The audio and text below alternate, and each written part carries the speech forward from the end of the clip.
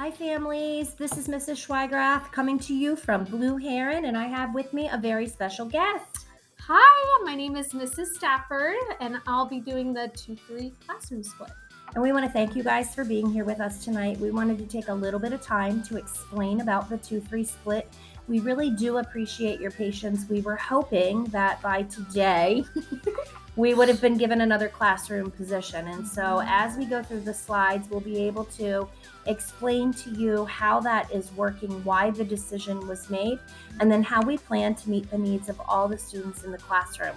So I want to thank Ms. Stafford for stepping up and taking on the 2-3 split.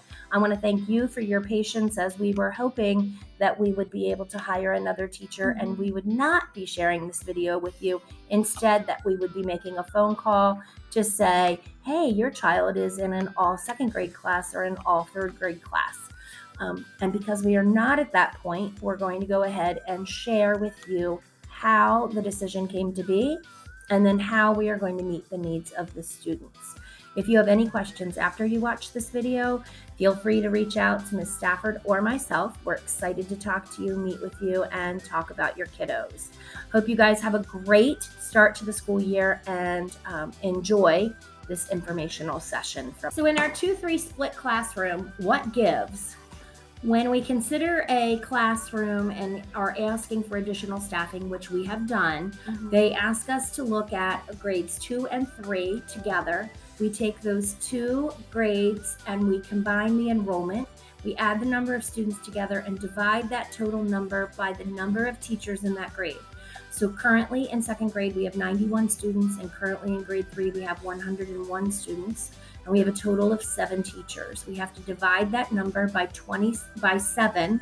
So 192 divided by 7 gives us 27.42 students per class. We are 13 students away from getting an additional teaching position for those 2 grades combined by comparison. And so many of you are asking, how are we going to teach this? And so we wanted to do a comparison for you so that you would be able to see. So let's start with the Ela Standards. And so Ms. Stafford, do you want to talk about in ELA? On this sheet, the purple that you see is the 3rd grade standard. The white is the 2nd grade standards that you see.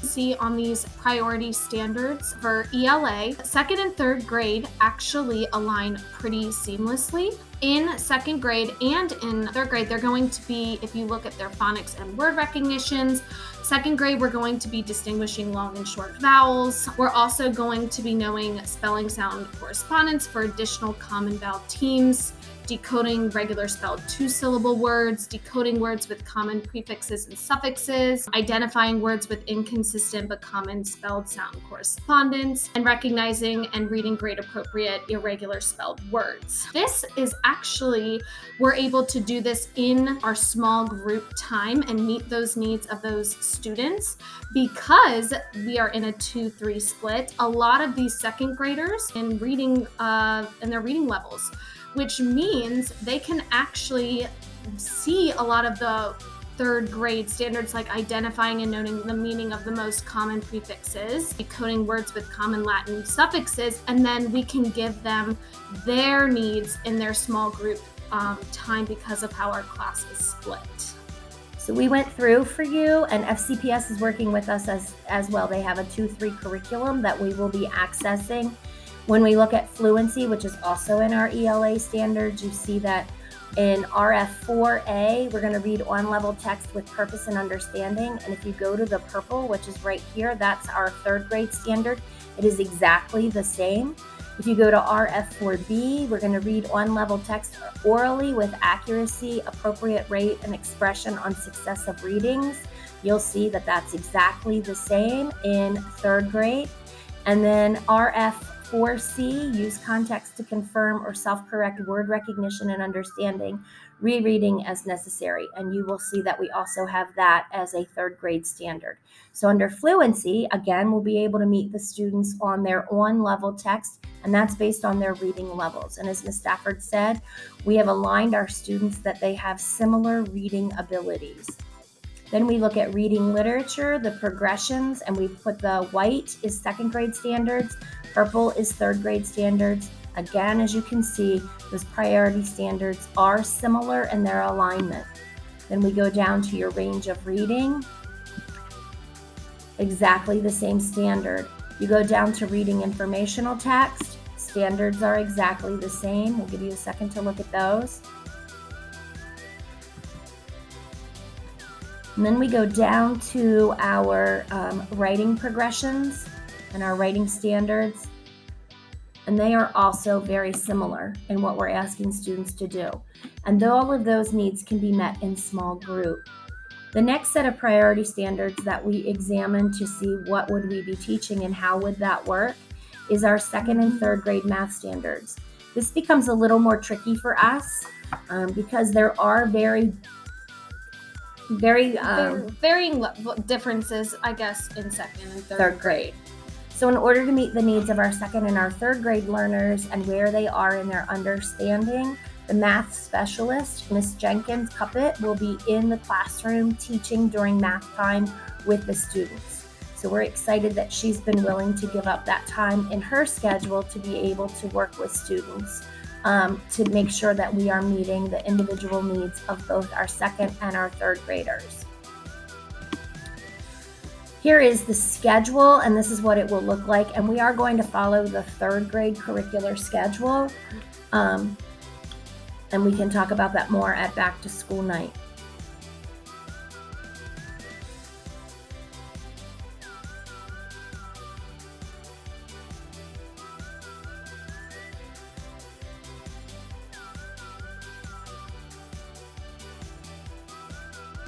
Strategies here, and what are our pros and our cons. And one of the things that we wanted were opportunities for same aged peers. And same aged peers, we changed the social studies, science, and spark time so that second and third grade have consistent social studies, science, and spark time. Because of the lunch schedule, that is not consistent, and we can talk about that as well.